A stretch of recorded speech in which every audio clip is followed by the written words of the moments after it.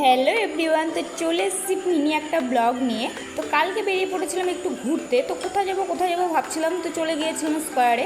তো রাস্তায় বেরোতে না বেরোতে দেখছি রাস্তায় প্রচুর ভিড় ছিল। দেখো এখানে প্রচুর লাইন ছিল দেখছি। তো কালকে ছিল হনুমানজির পুজো, এর জন্য লাইনটা ছিল। এটা কিন্তু ভোগের লাইন। তো সামনেই মন্দির ছিল, প্রচুর ভিড় ছিল কিন্তু রাস্তায়। এটা হলো মন্দির, হনুমানজির এখানে পুজো হচ্ছিল, পাশে প্রসাদ দিচ্ছিল।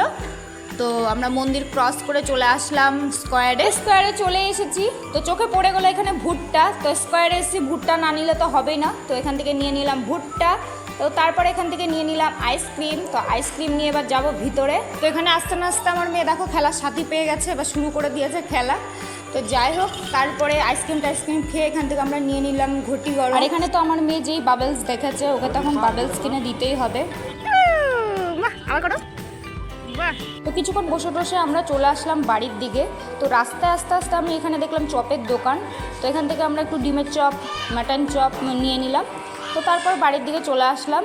তো ভিডিওটা এই পর্যন্তই। ভালো লাগলে লাইক কমেন্ট শেয়ার করতে ভুলো না। Tata, bye bye.